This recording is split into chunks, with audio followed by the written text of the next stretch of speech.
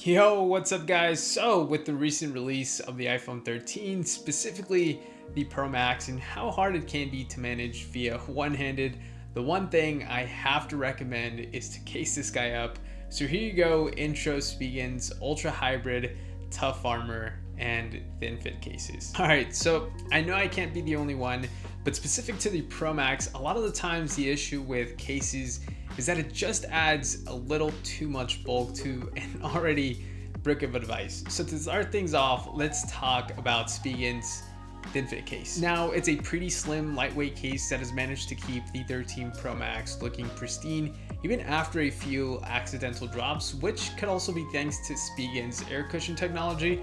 Now, it is made out of TPU and polycarbonate, which help the case feel sturdy, but still flexible enough to not get any sort of resistance when putting your device in or taking it out of the case. The buttons are nice, cutouts are nice and wide, and the camera cutout has a decent lip, to which should help prevent any sort of scratches to the actual lenses when laying it flat on a surface. Unfortunately, that also translates to having the device wobble a little bit, but overall the case feels nice. It does feel like it has a nice grip on the phone, so it's not going to come flying out if and when you were to drop your device. But most importantly, considering the name, it's not going to add much bulk to your iPhone 13 Pro Max.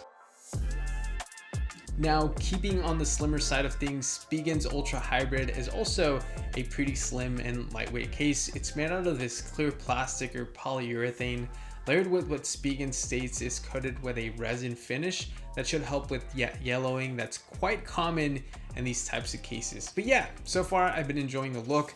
The case definitely gives you the ability to appreciate the color and design aspect of the Pro Max. It also carries Spigen's air cushion technology, so minor drops should be no issue for this case. Cutouts are also nice and wide, and again, we have that raised camera lip that is good for keeping those camera lenses nice and scratch free. But now my biggest concern with the Ultra Hybrid is the hard shell plastic on the back, as it normally has a tendency to scratch. So after some time of use, perhaps some drops, I feel it's gonna lose a lot of its appeal. So yeah, if you're looking for a case that's gonna get you some decent dot protection and is gonna show off the 13 Pro Max, then the Ultra Hybrid is always a great option. And lastly, let's look at Spigen's Tough Armor case. There's a few things I like about this case and some that aren't really my thing, but this case is gonna get you the most protection out of the three. Again, it features Spigen's air cushion technology and a sort of impact foam protection. I've dropped it a few times and it seems to do the job. And I'm sure you can already tell, but the case does add a bit of bulk to the device.